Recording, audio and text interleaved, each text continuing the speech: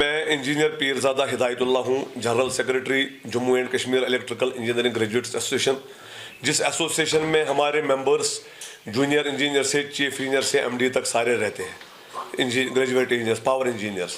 आज जो हमने यहाँ पे प्रेस कॉन्फ्रेंस बुलाई है, ये हमने इसलिए बुलाई है कि बार बार आप प्रेस कॉन्फ्रेंस हम करते रहे आज तक अबाउट द जो HR इश्यूज है हमारे, वो आज तक रिजॉल्व नहीं हो पाए।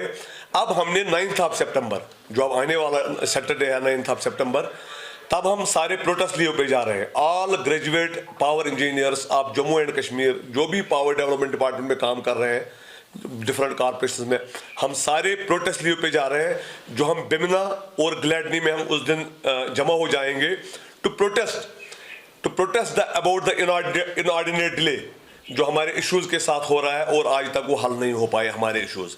उन इश्यूज की अगर हम बात करेंगे तो जो रेगुलराइजेशन है, कंफर्मेशन, हमारे जो आज के सारे चीफ इंजीनियर्स हैं Jammu Kashmir power development department में, दे आर, बेशक वो आपको चीफ इंजीनियर दिख रहे हैं, लेकिन वो आज से 30 साल पहले असिस्टेंट इंजीनियर आए हैं और कुछ हमारे सुपरिटेंडेंट इंजीनियर एज जेईज आए हैं 25 साल पहले, 28 साल पहले, 32 साल पहले, और जिस ग्रेड में वो आए थे एज एईज और as JEs, they are continuing in that grades. AE वाला एई में है, जूनियर इंजीनियर वाला जेई में है, उनको प्रमोशन हो गई in charge from AE to AW, AW to XEN, XEN to SC, SC to chief, and some from chief to MDs and some from chief to EDs. But in these 30 years they have never been elevated grade wise. एक बार भी उनको grade wise, जो 5200 grade pay में आया, आज की date में हमारे चीफ इंजीनियर उसी ग्रेड में है। मुझे आप बताइए कि गवर्नर इंतजामिया ने PWD R&B में इन्हीं सब लोगों को, इंचार्ज कैपेसिटी वालों को सबको रेगुलराइज कर दिया, मैकेनिकल में किया, और इवन आप सेक्रेटरीट में कोई भी सर्विसेज देखेंगे, KS हो या एडमिनिस्ट्रेटिव सर्विस हो, उनको तो किसी को अपनी कुर्सी पे अपना ग्रेड मिल रहे हैं। They are getting the salary of the chair on which they are sitting. Why this gross injustice with power engineers only? हम गवर्नर इंतजामिया का, मनोज सिन्हा जी का, और सब जो भी खुद एक इंजीनियर है, चीफ सेक्रेटरी साहब जो हमारे एडवाइजर भी है, कि खुदारा हमें बताइए आखिर ये जुल्म खाली बिजली वालों के साथ क्यों हो रहा है, अगर बाकी सर्विसेज को रेगुलराइज किया जा रहा है। और दूसरा हमारा पॉइंट है कि हमें इंचार्ज प्रमोशन भी अब नहीं कर रहे हैं। यानी कि आप देखेंगे भी सिटी के, आप एक्जिम के पास जाइए, कभी आप मिलने जाएं एज जर्नलिस्ट, वो बोलेंगे आपको जनाब वो बारामूला में है। आप तो हैरान हो जाएंगे, अरे श्रीनगर का एक्शन बारामूला में क्या कर रहा है, उसको बारामूला का एडिशनल चार्ज है। बिकॉज वो जब एडिशनल चार्ज दिया गया तो उसको बारामूला का भी दिया गया। हमारे एक हुसैन साहब है, he is holding 1 charge in Srinagar, another charge in Ganderbal and 3rd इन बारामूला। अब आप बताइए, is it humanly possible that he will occupy all the 3 chairs? और दूसरा, ये डीसी आज बार बार मीटिंग बुलाते हैं। परसों क्या हुआ अनंतनाग में, ईडी अनंतनाग का एक्शन, ईडी कुलगाम का भी एक्शन है। ये 15 अगस्त की फंक्शन थी, उस बारे में तैयारी के लिए एक ही जगह पे 2 बार बुलाया गया, and he can physically present at only 1 place. So उसी पे तो काफी ज्यादा हंगामा हुआ था, और जनाब आप क्यों नहीं आ गए? ये एडिशनल चार्ज कल्चर जो मिनेस है, इसने भी हमको परेशान करके रखा हुआ है, because vacancies are not being filled. तीसरा एक और चीज कि जब से पावर डेवलपमेंट डिपार्टमेंट कॉर्पोरेशन बन गई 19 से, हम तो गवर्नमेंट एम्प्लॉइज हैं on deputation to those corporations.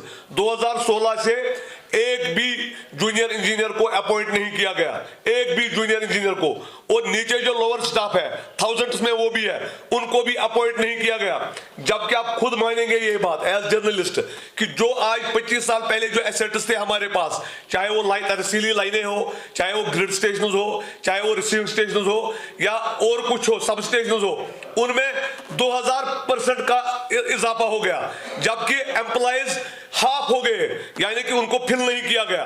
Instead of creating more posts to cater to the infrastructure, what they are done, they are not even filling the basic vacancies which have been created some 30 years before in the 88.